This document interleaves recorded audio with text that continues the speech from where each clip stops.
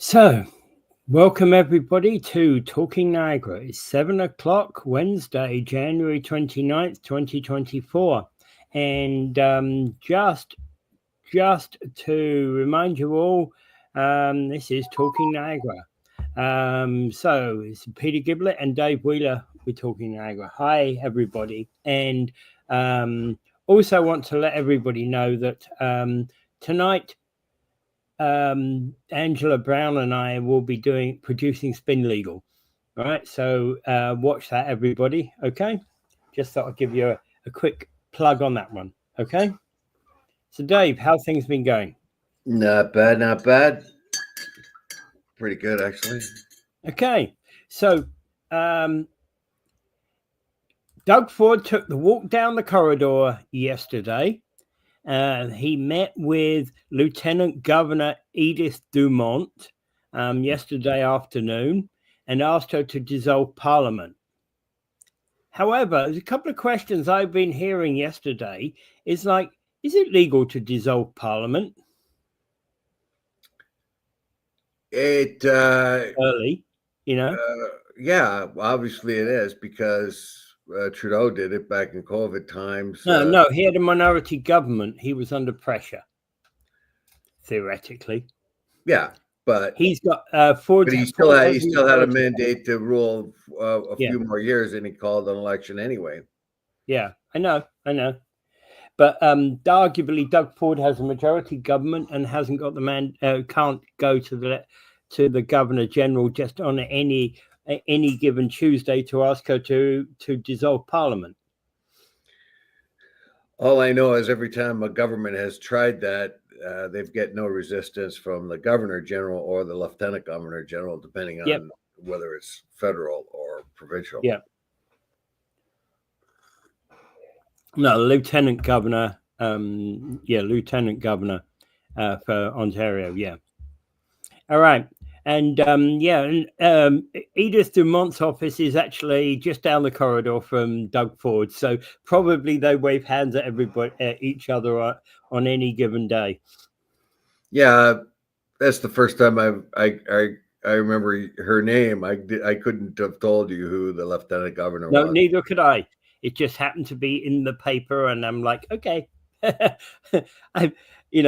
want to be one up on everybody else having spoken her name, right?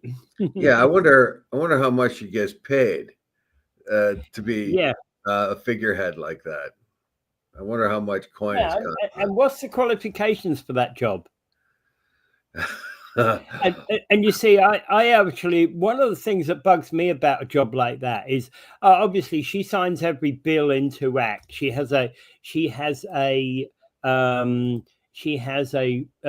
team of people who work for her, right? So she signs every Ontario bill into power.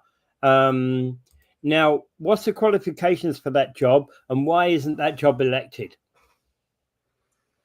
Well, I don't know what the qualifications are, and I because it's a titular post, it's a meaningless thing. She endorses the laws that the Ontario government passes as a representation of King Charlie.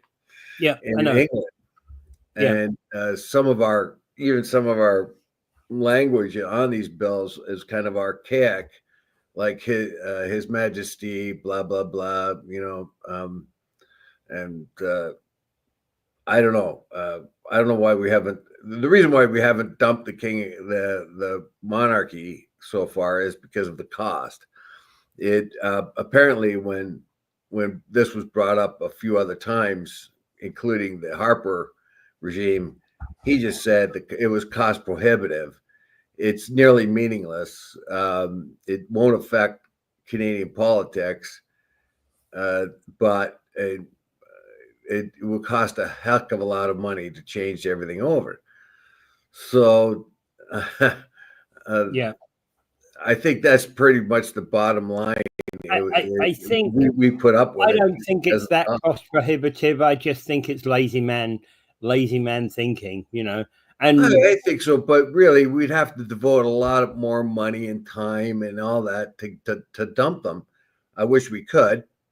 I'd rather have it if we need a titular head of government. I would ask that the Indigenous people of Canada vote among themselves who would be that titular state of government, so we can at least acknowledge our Indigenous people that way, that they are the titular heads of government or hold an important diplomatic sort of post, kind of like the president of Ireland or something like that, where yeah, they don't really have a whole lot of power, but they are a representative of the. and actually, the president of France is slightly different, because the president of France has a little more power than the president of Ireland or the president of Germany. Actually, The president of France has an incredible amount of power. They're not comparable at all. You might be thinking maybe of the prime minister of France. The president of France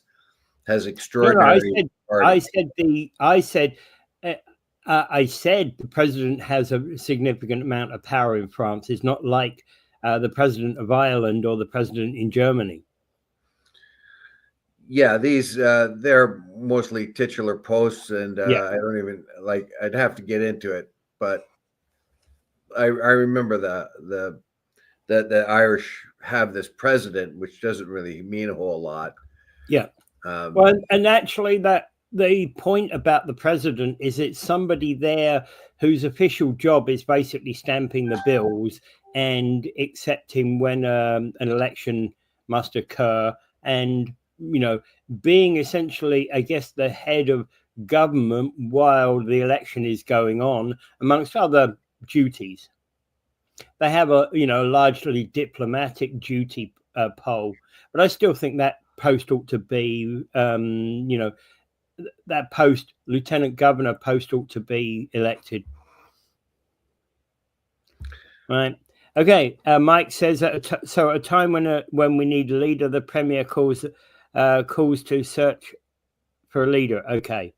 We need constitutional change now, whatever it costs, to save our country. Total reset. Yeah. Mike. I don't know. We're but Ford couldn't have been happier that Trump has come in and started bully boying his way around the world. He can legitimately say that we need a strong mandate to face Trump for the next 4 years, although even prior to that, he was expecting to get an election. So he's playing politics. He's playing politics the same way as sadly every other party does the same thing when they see their approval ratings fairly high. They try to take advantage of it. I mean, I still don't forgive Trudeau for doing that in the mid-COVID. I remember working the polls during that federal election, and everybody had a mask on, and they were lined up 6 apart. But it inevitably, they all got crowded up together somehow on the information desk or something like that. I'm pretty sure COVID spread a significant amount during the election. So there you have it. I thought that was extremely unethical of Trudeau to do that. Now, what Ford is doing, it's going to cost us $175 million to have this election. The only good thing about a Canadian election, it happens quickly. It's not like the States where it takes 2 years and barrelfuls of money. But yeah. But we don't need it. He's already in government. He already has a majority, and it's a waste of money. But politically, for his point of view, and any other party would have done the same thing. We have a situation here where he can rationally say, well, we do need a strong mandate. But what he actually does see is 4 years of difficulty, at least the next couple of years of difficulty, and he doesn't want to have an election in 2026, I think, which when it was supposed to happen. June 26 is when it happens. And in some part of me says that, hey, at last now we have an Ontario election that is not in the same year as the municipal election. Yes, well, Ford Ford sees his advantages, and it is a politically astute move. I think it's it's money that we don't need really to spend, because I think that he sees the next couple of years as being very difficult, and he doesn't want to go up for re-election during a very difficult time. And all economic forecasts and all that sees that there's going to be a rough road ahead for the next couple of years. He wants his mandate to get him past that, to when the economy, hopefully the economy is better when his mandate comes up in 2029. So he's got room to move. So I think that's typically why these do it. Like, that's why Peterson did it back in the 90s. That led to the NDP government, and people were just getting really annoyed at him calling an election when he already had a majority. But he saw economic problems coming on, and he didn't want to be try to run a campaign. Nobody wants to be the prime minister or leader of any government that is going into an election in a difficult economic era. Yeah. Yes, because people are annoyed, and they like to blame the existing government. But 90% of economic stuff is not down to the government of the day. 90% of all our economic failures are just the economics of the situation. Governments can tweak it a tad, a small amount. That's it, right? They can't really. Oh, there's an oncoming recession, we can avoid it by doing this. No, oncoming recessions happen come what may, Yeah. So, And okay, so another thing to note is Liberals don't have a candidate yet for Niagara Falls.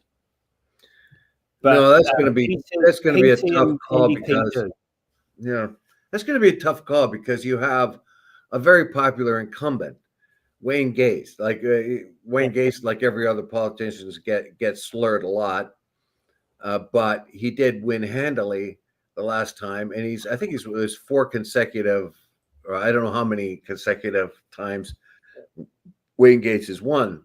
Yeah, he's a popular figure. Mm-hmm.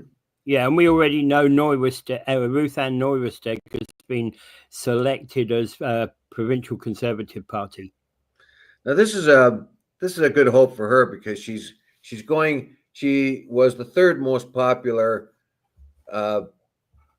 candidate or elected council person. I think it was Strange, Lococo, and Newsteg was the next one. So she has a bunch of local popularity. So, and the Conservatives are on a wave of popularity. So if she hitches her wagon to the Conservatives right now, there is a good chance she could upset Wayne Gates. There's a chance of it. Somehow I don't think so. She herself has been reasonably popular. She got a lot of votes during the municipal election, and also the Conservatives look like the party that's going to be in power for a while, as we see now. So it makes sense for her to hitch her wagon to the Ontario Conservatives. It's a good gamble on her part. I would say for her that's a smart move, because there is a chance in hell, whereas I grant that, very few others that would have a chance, I think. Yeah, I grant that, but remember last election, Wayne Gates versus Bob Gale, 2 very well-known local politicians, and Gates won a fairly handsome majority. Yes, he did. About 4,000 or 5,000 majority. Yes, he did. I think the only difference now is Bob Gale is not universally popular. He's popular enough to win seats, but he I don't think he's a politician's politician. He doesn't know how to speak diplomatically. That's why I like him. That's why I like him. I like his ability to. And ironically, that probably is a value that works at regional hall, doesn't work in Queen's Park.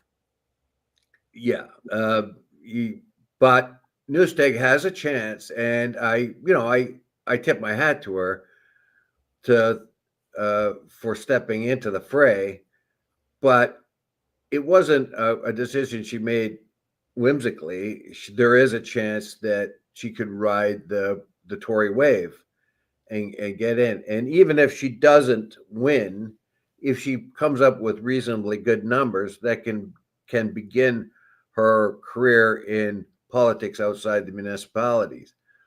If depending how well she does, then the Conservative Party will remember that. Yeah. Okay, so let's talk Liberals for a second. Ken Gransell, the long-term president of the Provincial Liberal Niagara Falls Riding Association, has outlined the process for finding a candidate to run. Association members are calling anybody who might think be interested. Someone might have been involved in the past elections to talk about coming on board. Right, so they've got no takers at the moment, and some of the people who've run in the past include lawyer. Oh, crikey, name the name passes by me. She's got an office on Drummond. I can't remember her name. It's in there. I can hear the rattling going on. Yeah, I know. Yeah, it's in there, but I can't remember her name. Yeah, but basically, so anybody who's kind of thinks that they have a chance at a liberal. Barb something. No, it wasn't. Beth. It was Beth. Bev Hodgson. Bev Hodgson. There you go.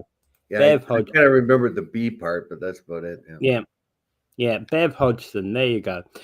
She was one time. She stood a couple of times ago as in the provincial race. I do know that against. I don't know whether Wayne Gates was actually the MPP at the time. Well, right now I don't see any hope for any Liberal candidate. Pretty much, you'd have to get like a very high profile person to step into that, and I don't see one right now. And the Liberals really don't have. That's the trouble. What they're saying is that they've got no high profile takers, that they are in trouble right now. Yeah, they could take somebody out of the Liberal Party or put a homeless person there, and it'll probably have the same results at this particular moment. So they're going to need somebody with some sort of personality that can overlook the dismal performance of the Liberals in the last few years. But it's a Liberal problem that they're having, across the province. Actually, I think, because there's many of the higher profile Liberals at the provincial level have stepped back and decided they wanted a different career or whatever, and the Liberals have been under siege for quite some time. Yeah, and they are also tainted with the federal performance federally. Yeah, well, that too at the moment as well. Yeah, and I'm not criticizing anybody for being a Liberal. I just think at the moment it is a tough time to be a Liberal. Step right up. We're not going to shoot you. Really, we're not. Yeah, the Liberal Party has to be rebuilt. That's another reason why Ford is an astute politician. Basically, he sees the obvious, which politicians don't often see, but he sees the obvious. Like, you got a very, very weak opposition. Liberals are really on their back foot. They haven't been able to rebuild themselves. They've failed miserably in the last couple of elections. They have never been able to overcome the McGuinty win years. Win held on for too long. Win. What? Particularly the win years. I think there's a lot of people have more bad memories for Win than they do for McGuinty. You know, from my discussions. Dave?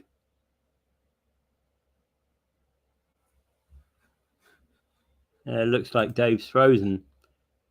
Let's see. You're here. You're here. Okay, there we go. Okay, so yeah, I was just saying that I think that there's been, you know, I think the win years for a lot of people are probably the more nasty of those years, if you get what I mean. Yeah, she hung on too long. Way too long, yeah. And what happens when a party hangs on too long? There's a distaste for the party for a long time. Yeah. So that's what's going to happen to the Liberals right now. I mean, Mark Carney may be able to pull them out of a fire a little bit, but the Liberals hung in way too long. They didn't see the messages happening. That was with the Wynne government. That was with the Mulroney government too. They got decimated because they hung in too long. And then what it does is and the Liberals too got beat up pretty bad. In the Harper years, and they were left having to rebuild all over again. So I don't know. And Randy, you're absolutely right. Wayne, sorry, you meant Wayne Gates, not Wayne Thompson, sir. Strong union supporter from the time Niagara had a commanding presence in manufacturing, and still many retirees who will support Wayne. You know, yeah, and that's where he gets his strength from. Absolutely. We don't disagree with that. It seems to be the Liberals right now who seem to be struggling. Yes, indeed. Yeah, he said Gates. I don't know. That's we knew what you meant, Randy. It was a slip of the tongue. Slip of the typewriter. Slip of the typewriter. Yeah, but you see, Wayne Thompson's a very well-known local figure, and I get it. It's an easy slip, but we knew. I make that kind of mistake constantly. Yeah, we've all been there, right? Okay. Then the other question is, Jeff Birch is basically saying, who's the NDP for Niagara Centre, is saying that Ontario's homeless policies are an unprecedented failure to move on. He's telling us what we already know, although I haven't seen it put out there this well. So he's summing up Ontario's response to the homeless. I don't think Ontario gets any worse grades than anyone else because everybody has bad grades in this. It is a problem that we haven't really been able to put our minds around, really. As we've pointed out in the show many times, when the homeless situation became a problem, we responded in the way we should have. Whereas we started providing more food, more clothing, people went out of the way to make sure that sandwiches were delivered to people. I think local people have done wonders for a lot of the homeless, and I think it's our political system that has been failing them. Yes, and to be quite honest, like this is a worldwide problem. This is a problem that has hit North America huge. I'm talking about the prosperous countries of Canada and the United States. This is nothing different from everywhere else. If you watch American news from time to time, I do that, but I make sure that I wear a crucifix and a garland of garlic before I tune in. You'll see constant reports of. But again, one of the things that has to be said that homelessness is actually a worldwide problem, but for example, it won't even get reported in the third world. No, but I'll tell you this: when I was in India, I was there for 18 days, and well, that was one place I was thinking about. India. I was there for been there on a month on 2 separate occasions, and have met countless homeless in India. Well, when I was in Jaipur, they had a massive place for the homeless and the poor. Yeah. They had this huge place where the homeless could come for the night, get a bed and a room, and they were treated well, and it was just thought that that's what they should do. But of course, in India, there is a whole lot of poverty, and it's not unreasonable to expect that you will have a lot of poor people. It is unreasonable to expect that here in Canada. We are a very prosperous nation. In many parts of India, many jobs rely upon day laborers. Yes, but there are a lot of very poor people there in a poor country. Yeah. So they have accepted the need that they have to have alms basically and help the poor where they can. I mean, you're talking about a poor country trying to help poor people. Here, we are a prosperous nation, and the reasons why our homeless people are out there only somewhat resemble those of places like India. Poverty, of course, is one of them, but drug addiction and mental illness are the other factors that are involved here that we have to face. And of course, you could put the Band-Aid solution, you can give them coats, you can give them food, and a lot of people have been doing that. But like we've mentioned on this show many, many times, and I could see it coming that the homeless will be starting to be regarded as the wastrels, the offscourings of society. And once you try to help people by giving them food and shelter, you expect them to respond to that by trying to get away from being homeless. And we don't find that because these problems are too deep to be resolved by just giving them a helping hand for the time being. It doesn't work that way with our homeless. It's going to take concerted efforts, and it's going to take a lot of money. So this Birch guy is saying, well, we haven't really done that well, but what's that? Sorry. This Birch guy. Sorry, this is candidate for the NDP in Niagara Central. He's not this Birch guy, right? Some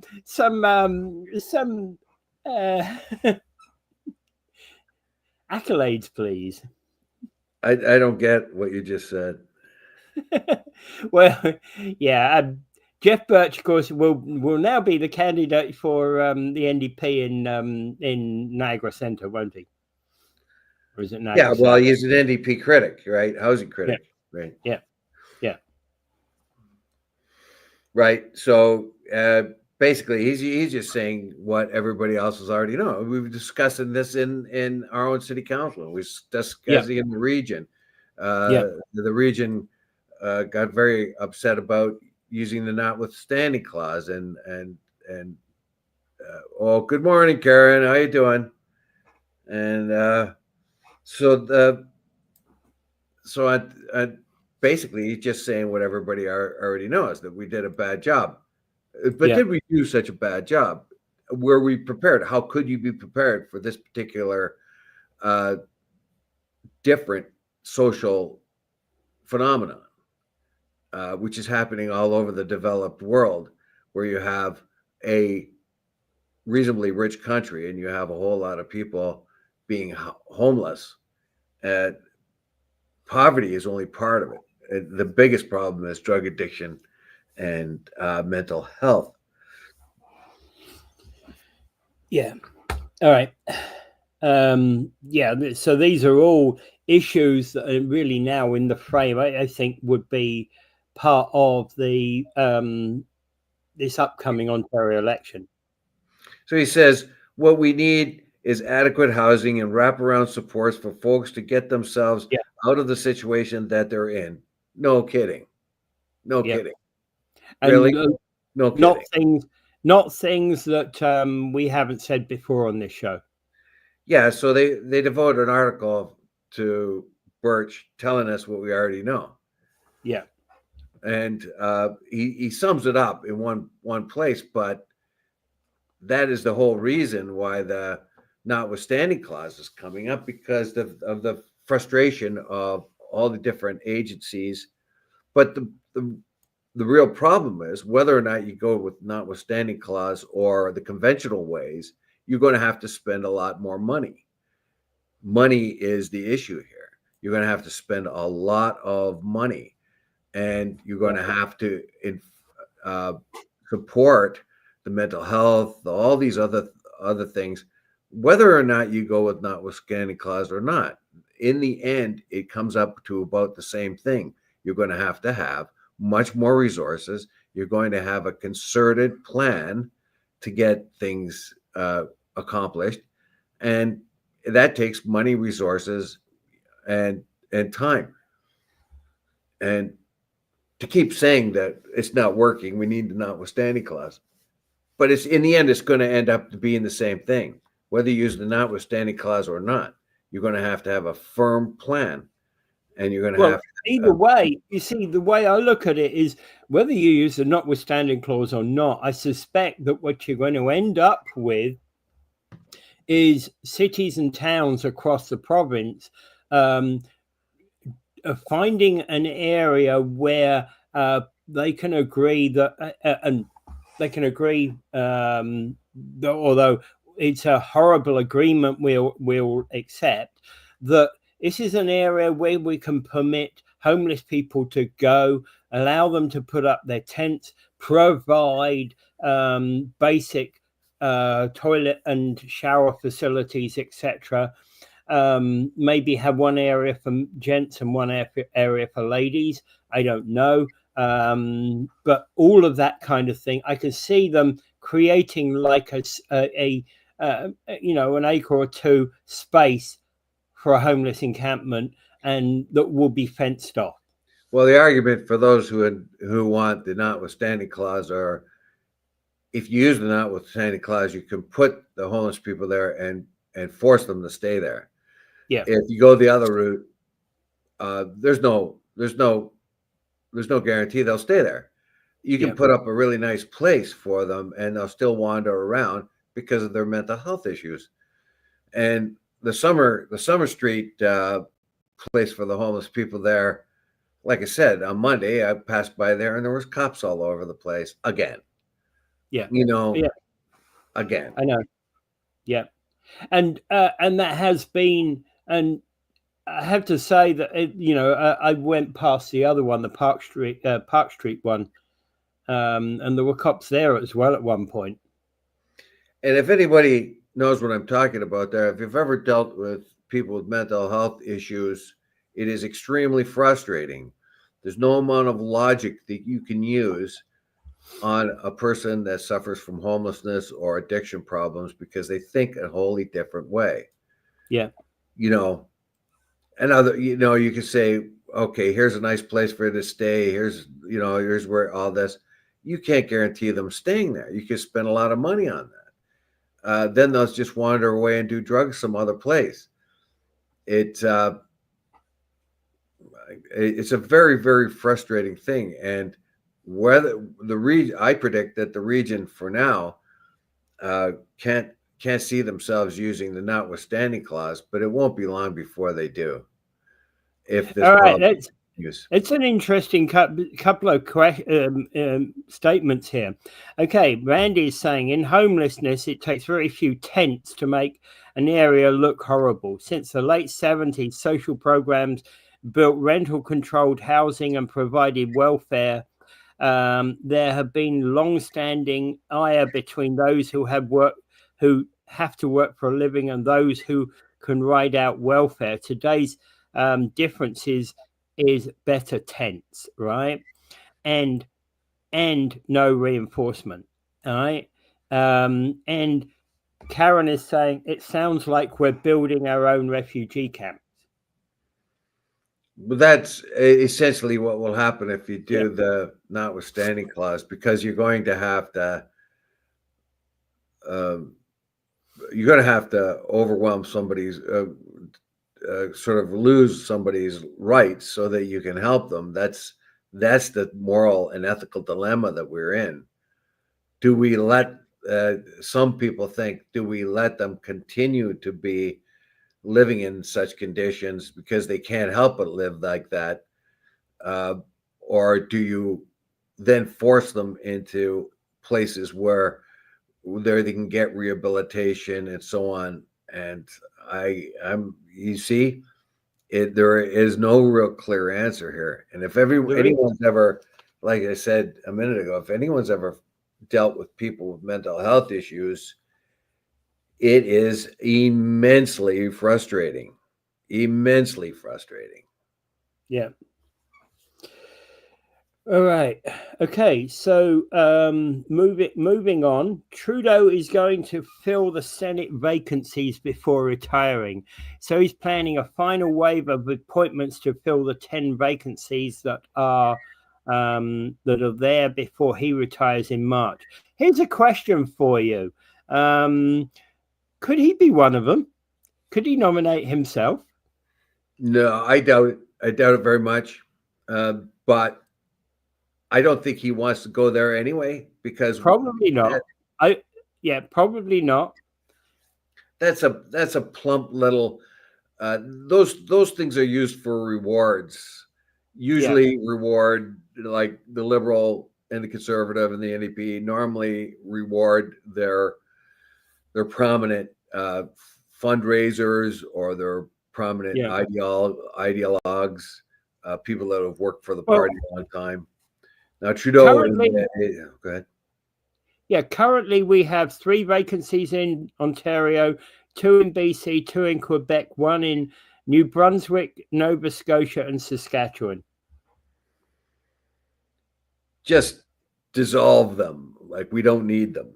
You know, that's but basically what Trudeau is going to do in a final act of defiance to Poilievre or whoever follows him in power is he's going to beef it up with liberals so that they can resist the changes that the next government's going to come into. And this is going to happen. The same thing happened to Harper when he got in. He found a lot of resistance in the Senate because the Senate had been stacked with liberals, and he tried to balance that by stuffing a bunch of conservatives in there, but seats only come vacant so often. So anytime he did, he stuffed. So they played the stupid game. Yeah, and in fact, for anybody who's in the Senate, they get that it's a lifetime seat up until the age of 75, and then they're forced to retire. Yes, before it used to be a lifetime appointments, and senators weren't even coming to the Senate. They were getting you have to appear. There's rules about how often you have to appear nowadays. Yeah, so they made that you have to appear so often, and what was happening is family members were rolling in 90-year-old mentally deficient people into the Senate, who could hardly get a paycheck. Yeah. And so you had these people being like, there was a lifetime appointment. Then finally they changed it to 75, so that you can kind of ensure that they're not going to overstay their welcome. But it is a plum little job that they hand over to party faithfuls and so on. It's a house we don't need. We don't have a Senate. Well, I think we need the House. I think we need the House. I think we need reform in that House, and I think that needs to be an elected Senate. Why do we need a Senate?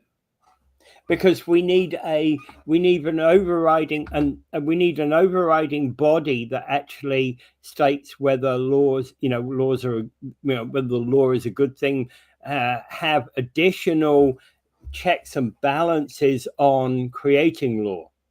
That's why we need a Senate. I don't think we need it. We don't have one here in Ontario, do we? When No, we the don't. Parliament of Ontario decides what laws are going to happen, Yeah. there is no Senate that it has to go to get approval. No. No other province does. It is a useless body. It's called the House of Sober Second Thought, where they hold up bills and legislation where they add or subtract things and turn it back to the Parliament saying, yeah, these things have to be changed. And you can imagine the frustration of any party, no matter what the party is, that have worked to get a piece of legislation through the Parliament and somebody stalling it. In a time when we have way too much government that slows things down to molasses in the wintertime. I Do we accept your really need it? argument. I accept your argument. I believe that we do need that sober second thought, but I want to see a much trimmer Senate and elected like based upon the numbers of people in the provinces, and so basically Ontario, Quebec, BC would probably get 3 or 4 each, and the others might get 1 or 2. Well, then we have Ontario and the bigger provinces dominating the smaller ones. But they should be non-party aligned. They should be. That's going to happen. They should be. That's going to happen. If you put it up for election, it's going to be politicians who are either from any one of the different elections. You're going to get very few independents, and you're going to be able to convince absolutely no one that they don't have an agenda of their own. They don't have political, if you want to, that's just not going to happen. If you want to elect them, that's another problem. That's another layer of senseless government. I don't think it's required. I think we don't need it in Ontario. We don't need it in BC. We don't need it in any other provinces. We don't need it federally. Okay. Well, okay. I'm not going to argue against your view. That's fine. Right. Okay. So we got 4 comments. Okay. Why is the notwithstanding clause to continue to denigrate our personal freedoms when we already have law for vagrancy? Yeah, absolutely. Right. Why do we? How do we undo? Well, the problem, Randy, is when vagrants set up places to live, then if the rights say that they cannot be removed from places where they live unless there's an alternative, and that was the law. And if you are a poor person who has to set up a tent to live, you can't be removed from there unless you have an alternative for them to go to. So that was the law. Yeah, you can be a vagrant walking around and you can be arrested or shoot along for vagrancy, as the cops do when they shoo them out of the bus station, or then they shoo them out of the library, or they that kind of thing. But this is a deeper problem, because this is talking about where they actually live, and if you don't have a place for them to live, then you can't dismantle the place that they are living. And back to the Senate, Karen asked, how do we get a Senate of over 100 people? That's exactly my point. If we have a Senate, we need a trim version, a 20 or 30 type size Senate is what I would say, if we have one. Because the Senate is a reward. The Senate appointments are usually an award for, you might take a notable Canadian like Frank Mahovlich, like they appointed him to the Senate. So, okay, you take a notable hockey player and you put him in the Senate. You might, or you get guys but mostly it's people who have done the parties a huge favor. That's why they appoint them. So Trudeau, in his last appointments, will find a lot of Liberal notables and put them in as rewards for what they have done for the Liberal Party. Mostly, You might appoint somebody there who has done great charitable work or something like that and put them in there. But basically, it is a reward. Here's a lot of money. You don't have to do a whole lot of stuff. Here's a lot of money. You got an expense account. This all came out. Remember when Duffy, the previous journalist, a journalist for CTV, he got in a whole lot of trouble. But none of the stuff that he did was wrong. And two other senators got in trouble for the amount of money they were spending on the government credit card.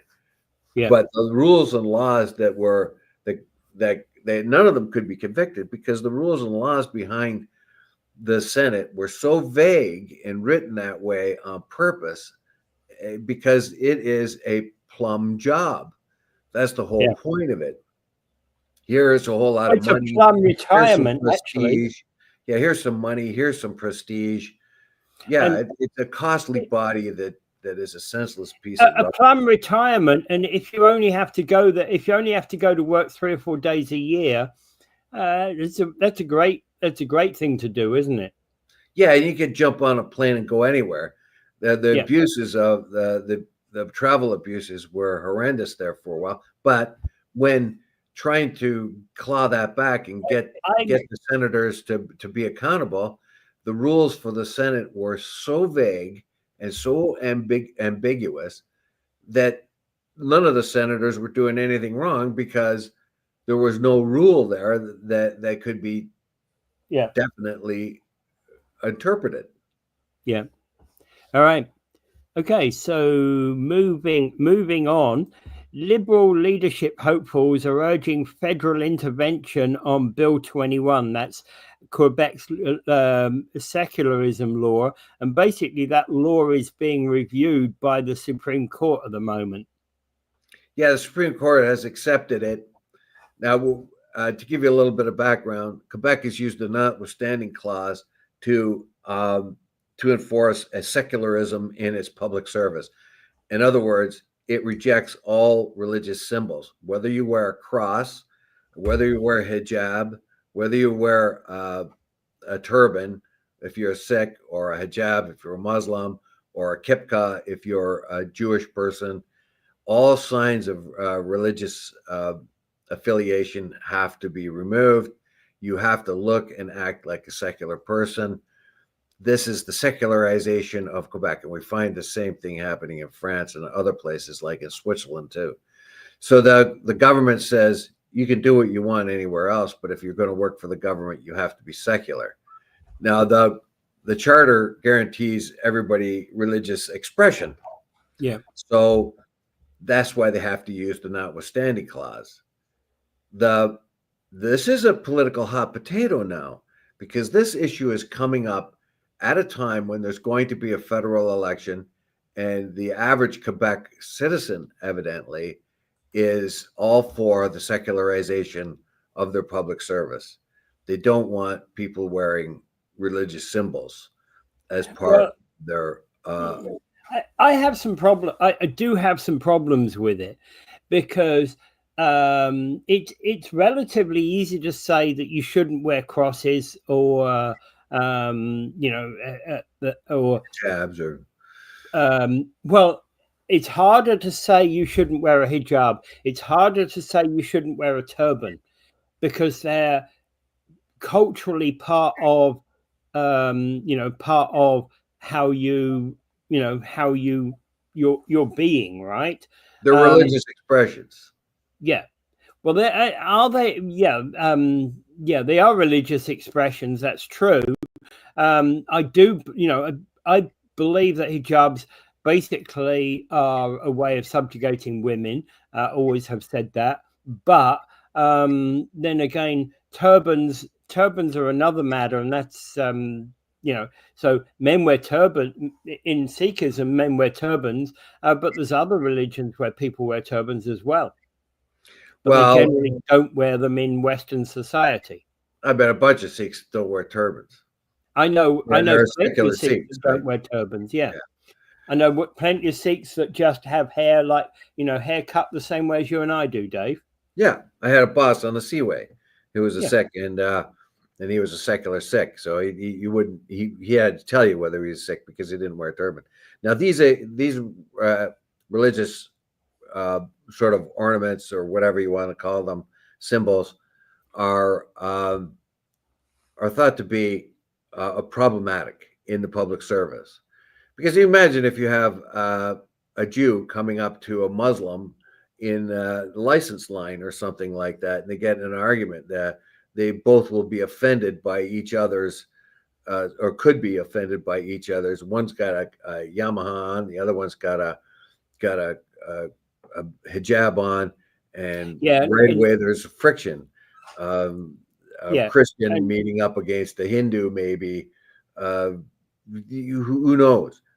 Hindus and Muslims. You and can have a Hindu and a Muslim in trying to get a driver's license, and already they are at and odds that with one another. Yeah, and that walking up in the line, you've got ticket number 54, and you've already seen the 4 or 5 people that are up there, and you can't help it, but you kind of look at the way the line is going, and you go, oh, number 4 seems to always be doing hers quickly. I want to go to number 4.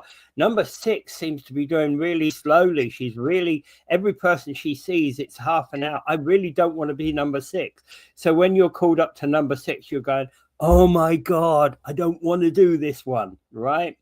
But you didn't realize that the ones before you were actually awkward problems that number 6 had to deal with, you know? Right. In a province like Quebec, where they're all francophone, what happens as you are overrun by other religious groups? Immigration is extended. Well, Quebec has already had exceptions with They its close the door. refugees and immigrants. They are getting 20% less than the rest of Canada. Yeah, And that's what I said. that's because the Liberal government has to stroke Quebec. Now, the reason why I said this is a political hot potato right now is because the Liberals have said that they're going to step in and try to fight Bill 21. In Quebec, where Bill 21 is more popular than it is not, that means they're going to run into issues where they're going to be in conflict with the average Quebecois. So I think it's a political hot potato. I think they're going to leave it alone until after the election, to tell you the truth. In my mind, if Quebec wants to do that, that's up to Quebec. I think we should have the same thing here. Well, I don't think religious expression belongs in government at all. We're supposed to have a secular government. And the issue here is it would be a very big hot potato for any of those Liberal hopefuls to get involved in it, especially with it being heard in front of the Supreme Court. For them to express an opinion, I would say that they should butt out of it and let the Supreme Court do its job. Yeah, really. But they have had to weigh in because they have promised this review. Now, this review was promised a long time ago. Trudeau disagreed vehemently with what Quebec was doing, but he's walking on glass here, basically, because they need the votes there. That's why he didn't push it when he was in office. He just disapproved of it. And now the Liberals are in a situation where they have to really sort of take a position. And they have chosen to take a position that it is contrary to everybody's religious rights to do that. But that might cost them a lot of votes in Quebec. Yeah. Yeah. Very much a political hot potato. Yeah, you bet. Yeah. All right. This is an odd story. The Ford government rebates aren't clearing for some people. It's an estimated 200 people that haven't been able to cash their $200 checks. That seems odd to me. Never heard of a government check not being cashed. Have we got some fraud going on here? No, we don't. We have RBC that's bungled it. Like every good government, uh, doesn't want to take responsibility, so it's pointing at the RBC, which apparently is handling a lot of this. So that Yeah. Okay. possibly it's a government screw up, possibly it's the bank. I suspect that the bank is messed up, the RBC. I wouldn't doubt it. I couldn't see there not being the money there. If they put the money aside to do these checks, the money is there. I don't know. It's something to do with the sequencing or I don't know what's happening. Yeah. RBC might be just going through some changes or software or whatever else, but the government has pretty much dumped the blame on the RBC. So I don't know. Did you get a $200 check? Me, no. Not me either. Where is it? No. I want it. I'm self-employed, so I don't get checks like that. Oh, I'm retired, so I might not get one either. Yeah. You might, because you put in your standard a tax form, don't you? You might Yeah, get right now mine is under review because I forgot to enter a line in it. Oh, yeah. That's possibly why you haven't gotten yours yet then. Yeah, and they're ponderously slow too. I put in the form way back in October. Yeah. And then we phoned them later. What's happening with this? Oh, we've got a backlog, and we can't even look at it until January, maybe even February. God, yeah, the inefficiencies. That's why you haven't gotten yours, because there's an error on your tax. Yeah, I have I have a feeling that I'm going to have to chase this again. Yeah, because when you talk to the government, you just get this feeling. I don't know if they said sometime tomorrow, maybe the day after type thing is what you get out of the government every single time you call them. Yeah. Sometime maybe perhaps any day now. Well, maybe after that. Well, what happened is I forgot to put a line in line 43,700 my taxes that I paid. So they didn't really look at it very hard. They just said, "Oh, okay, you owe over $5,000, so you owe us $5,000." Yeah. And no, I don't. I don't owe them $5,000. As a matter of fact, they owe me money, and and so I had a long phone call with two different people from the government, and I got a form and I sent it to them to have my taxes reviewed and to point out where the error was. And then they told me to send it to someplace. They gave me the wrong address to send it. Good thing I caught that on my own. And 3 weeks later, on a Friday afternoon at 5:30, somebody from Victoria, BC phones me from the government with a heavy accent I couldn't hardly understand and told me that I owe them $5,000. No, I don't. I went through all this. I look in your file. Oh, well, all we see here is you owe us $5,000 and you have to pay it in 90 days. I said, no, I don't. And then, of course, after that phone call, I phoned back the revenue service, and that's when they told us, oh, I says, did you get that form I sent you? And then, of course, there's a long delay. Oh, yes, we have it. But we have such a backlog, we won't be able to deal with this until January. This is like in early December now. And you must have either sent it through UPS or some other method, because remember we had a post strike then. Yeah, I got it in before the post strike. Okay. They got it long you were lucky. Post strike then. Yeah, you were lucky. Yeah.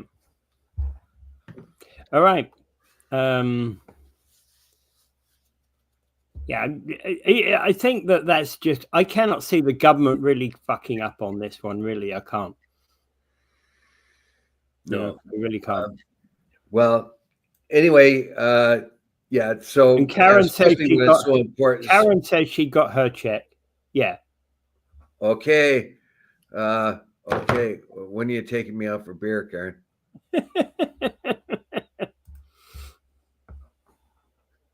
Yeah. There you go. All right. Yeah, lunch is on Karen. Okay. Yeah, we were talking about the deep state.